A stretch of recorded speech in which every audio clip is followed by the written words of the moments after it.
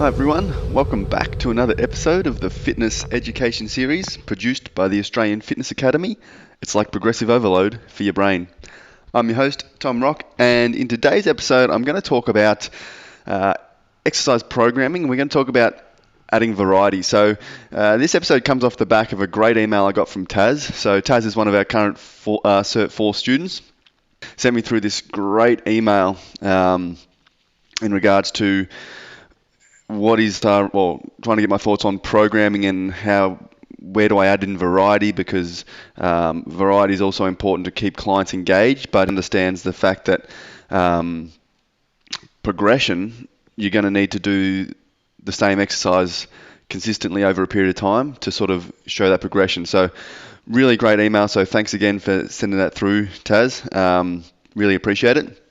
And hopefully, I'll dive into a few of your questions throughout this podcast. So hopefully, I can answer some of it, and you can sort of get my thoughts on a few different areas that you've sent through. So we'll start with, I guess, the idea of marrying up or balancing the idea behind, I want to do prescribe or program the same exercises for a long period of time to show progression. So for example, I'll do barbell back squat for over a period of weeks, if not months, where I look to either increase the weight, increase the reps, increase the sets potentially, or just change the programming variables around that exercise so I can see progression. Because like Taz alluded to in an email, if we just change the exercise every week, we don't really get to see that adaptation, or we don't give ourselves a chance to program in some progression and see that progression in that exercise. So it's a really great point. But then we've got to take into account, obviously, potentially we have what we might term optimal programming, which is obviously a big word. But optimal programming, I'm just going to do the same exercises and progress those, which may or may not be optimal. But compared to the fact of, some clients, and sort of Taz has said this in his email, is, clients want variety, and a lot of individuals out there, whether they've done exercise before or they're just new to the gym, the gym's not always interesting or exciting, and that's very easy, or it can be common for clients to get bored, or people to get bored in the gym. So one way we can sort of, as personal trainers, to try get around that boredom factor is adding variety into their program. So giving them new exercises, making sessions different, challenging them, keeping a bit of a challenge in terms of learning a new skill, learning a new exercise. That variety in programs helps to keep clients interested sometimes. So it's a big balancing act, and it's a great question about what do I do? And how do I sort of get that balance right? And there's not always a right answer. I think sometimes it relates to the client. So what sort of client they are. I've definitely had clients in the past that they're just happy to come in, stick to their program, get it done. If it's the same exercises basically every week for 4 to 6 weeks, they're fine. They come in, they nail it down, that's it. They don't need to think about it. They're not there to be interested. They're there to do what's best and what's going to work the quickest. Other clients are there for a bit of fun. They want to enjoy their exercises or enjoy their fitness time in the gym, and they like variety. They like changing it up. So sometimes having conversations with clients, seeing what they like, what they don't like, is important.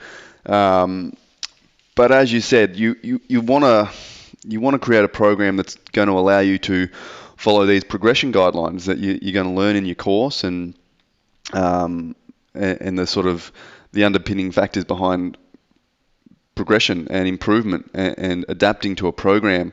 You're going to need to do the same exercises over several weeks to get good at them, and then to build muscle, build coordination, and improve at them.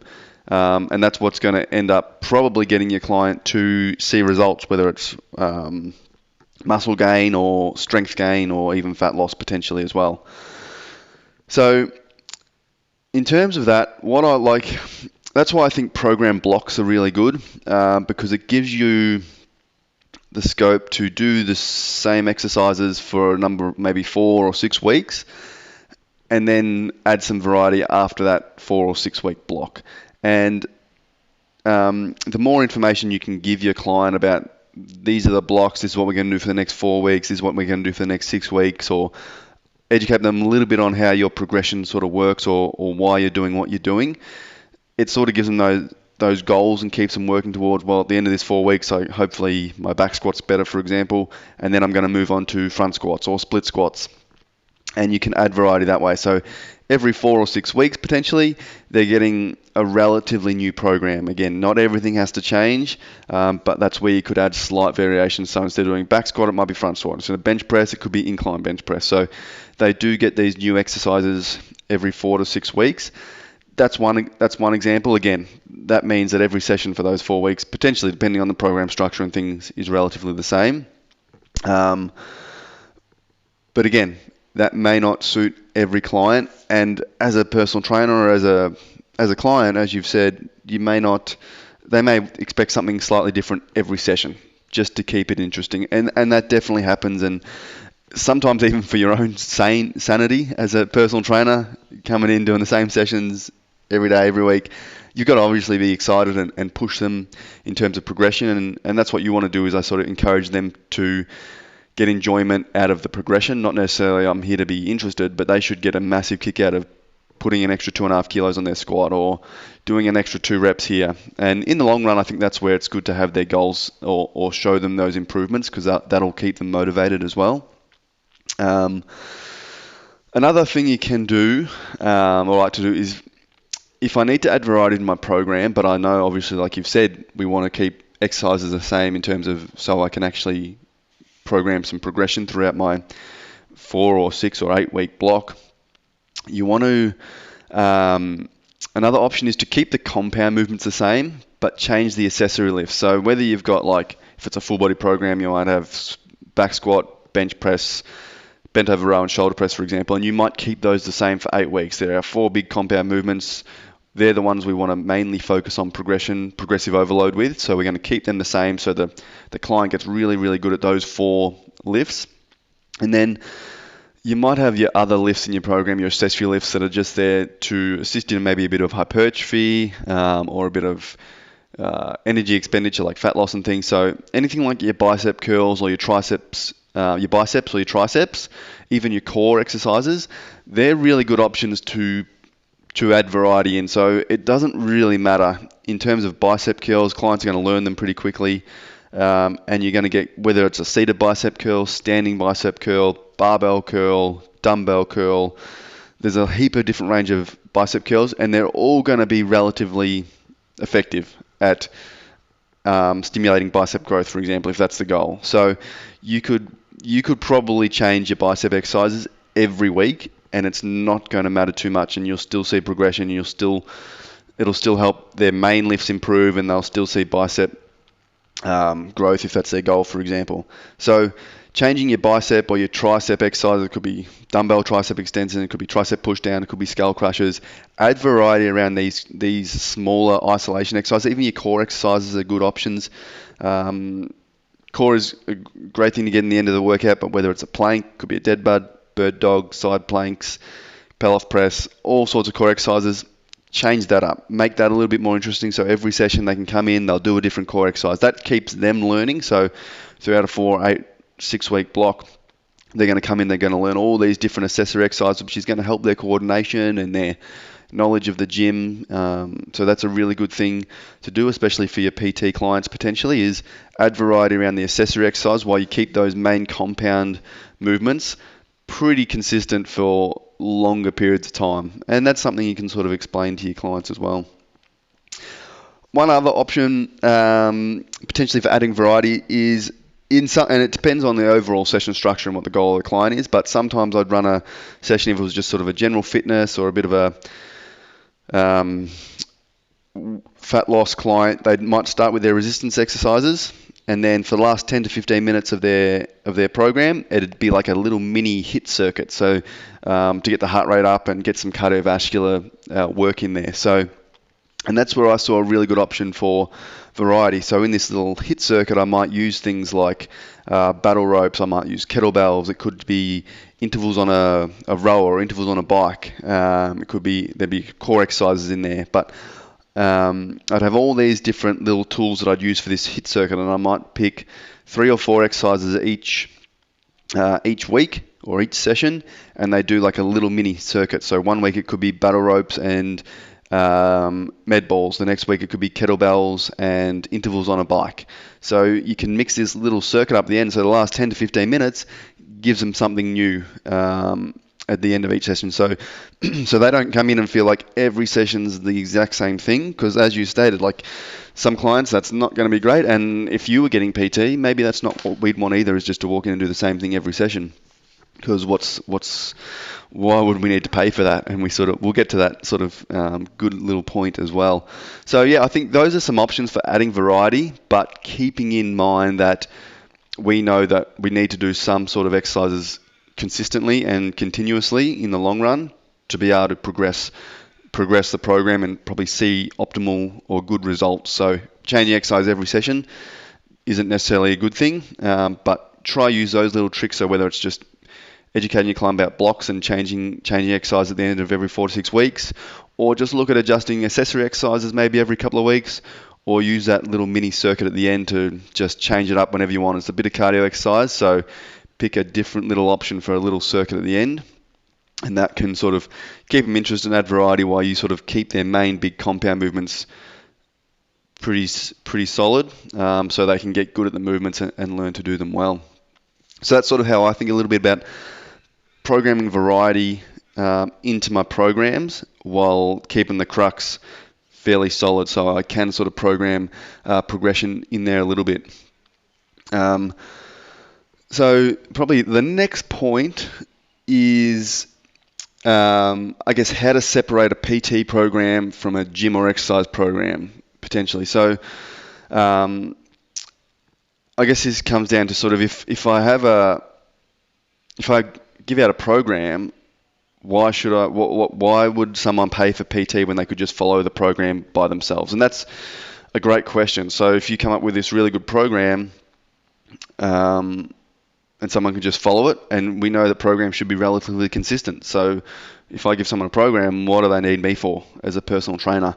And that's a good question. It's a good thing to consider and think about, because it's going to help you improve your personal training service, but also understand limitations of programs, I think. So programming is really important. I love programming, but there's lots of different programs out there, and the more you interact with clients and program for clients, you'll realize that there's definitely not a one-size-fits-all program, and each individual is going to want different exercises or need slightly different length sessions or different combination of cardio and resistance, or they're going to suit some exercise and not suit others. So having just a general program to follow works great for some clients and some people in the fitness industry. They'll buy a program, and that people sell programs, buy a program and they'll follow it, and they'll probably get results. If your program's got well structured and it's got progression and progressive overload and things, and they follow it well,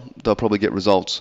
But it's not going to be individualized to their ability, their exercise, generally what exercises they like, and they might find they don't stick to it for as long based on the fact that it's not really what they enjoy, or they can't complete some of the exercises.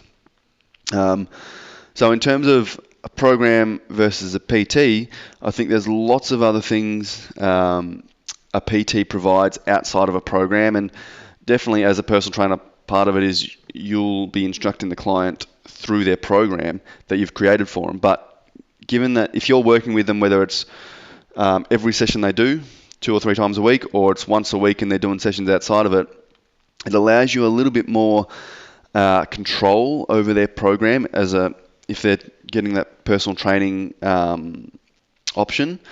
So the exercises you select can be a little bit less general. So if I write a program and give it to someone, I actually don't know if those exercises are doable for them, if they suit them, if they've got the mobility and the strength to actually complete the exercises properly.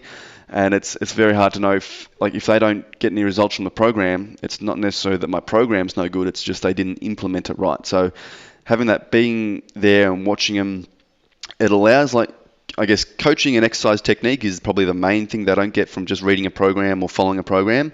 Is if they have a personal trainer, you're going to be able to watch every rep and give them technique cues and make sure their technique is really, really good every rep. Again, intensity is really important whenever you're following whether it's cardio program, resistance program, combination. Intensity is really important. So if the client's not working to the correct intensity, so they're lifting weights that are too light, or they're not getting close enough to failure, or their heart rate's not getting high enough in the cardiovascular section, or they're just not working hard enough, they're not going to see results. So as a personal trainer, if they've got someone watching them and you're there encouraging them and you know what they should be lifting and you're making sure they're progressing the weights as they should, they're more likely to see results as well. So just following a program, they don't have anyone there making sure they're actually lifting the right weight or they're lifting it properly. Are they driving through the concentric phase? All that sort of thing. Motivation and consistency is something that personal trainers obviously help with. It gives someone there motivating them. It also gives them another reason to show up and not miss sessions. So just following a basic program, there's no one really holding them accountable except themselves, which can be an issue for some clients and some people, and that's why personal trainers can be good, because they help to hold you accountable so you can reach your goals. Another good one. But some people also like, I guess, not having to think about anything. So when you come into the gym, if you're just following a program, you've got your program and you're just going and doing it yourself, you've got to worry about setting up the equipment, putting all your weights away, and that's something like we call silver service sort of stuff in a PT industry, and it's doing those little things where I can walk into the gym. If I've got a personal trainer, I walk in, all I have to do is do what I'm told. They're going to probably set up the machines, they're going to put my weights away. It's a lot less for me to worry about, so I can go in, get my session done, and I'll know I'm pushing hard because I'm motivated, but it's less things to worry about. It also allows like individual adjustments. So if you go to the gym and you're following a program and you're meant to do bench press, but the bench presses are all busy, what do you do? Do you just sit there for 20 minutes and wait till one opens up, or do you just skip it? If you don't have a good knowledge of exercise prescription, and you can't just change an exercise and go, instead of bench press, I'm going to do incline press, or instead of bench press, I'm going to do dumbbell press. But having a personal trainer, it will allow you to sort of make these tiny changes to your programs based on these things, whether it's there's no equipment availability, or it could be that you've come in and you're injured, or you've got a little injury, you can still work around it, or it might be adjusting training loads based on how they're feeling on the day. Are they really tired that day, so it's okay to take it a bit easy, or we can sort of manipulate these variables a little bit as we go. Other things like nutritional guidance potentially will help. So if I just follow a resistance program, I've got no guidance on nutrition, or no one maybe keeping track of how many kilojoules I'm eating, or what my meal plan, not meal plan, but like what my food diary looks like, for example.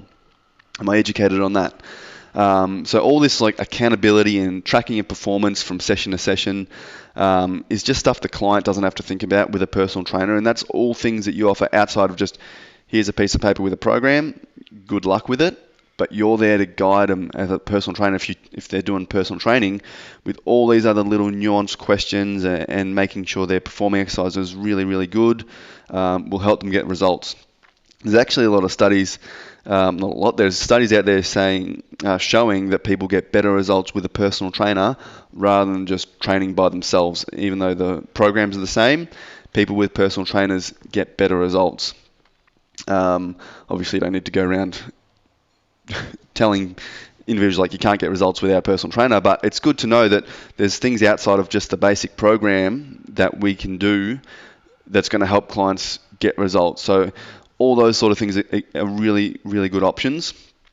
And yeah, I think separating a PT program from a gym program, they may be fairly similar, but you'll find as a personal training program, you're more likely to change it week to week or add these slight adjustments. Like I talked about, like that variety where you might change tricep exercises or change a little HIIT circuit at the end. If you're giving out just a general 8-week program or a 4-week program, you're not going to worry about that. You go, here, if you want to do it, do the same thing for 8 weeks and then we'll see how it goes. But as a personal trainer, you can add that variety in and you spend a little bit more time giving them the details about how to train, how to lift, technique adjustments, all those sort of things. So that's sort of what I think about when I think about, well, what does a PT provide outside of just a program? And there's actually quite a lot, but I definitely understand your point about, well, if I'm just going to write a basic program with progression, anybody can follow it and they don't need a PT, and that's relatively true. But you'll find that people can get a lot if they don't know how to train, they don't know what the exercises are. It's very limited on what sort of a program someone can follow if they've never been to the gym before or haven't got a lot of gym experience, because they're not going to know what the exercises are. They're not going to be confident in completing the exercises. So yeah, definitely don't undervalue that PT knowledge and ability to train someone in a gym environment. Sometimes we take it for granted a little bit how easy we find it potentially to go in and just follow a program. We just grab it, follow it, and if we're motivated and we've got that sort of high training age, we're probably going to be okay. But for other people who don't have that training age, inexperienced, or they just don't know how to do things effectively, personal training is going to get them much, much better results. So hopefully that gives you a bit of a rundown on what I think about those things, Taz, and you got a bit out of that discussion. If you do have any follow-up thoughts, definitely shoot me another email. Not a problem. If anyone else has any topics they want me to cover or anything they want to get my thoughts on, definitely shoot an email to tom@afa.com.au, and more than happy to discuss any topics you guys have that you want to hear me talk about. Other than that, guys, have a great weekend, and I'll talk to you all soon.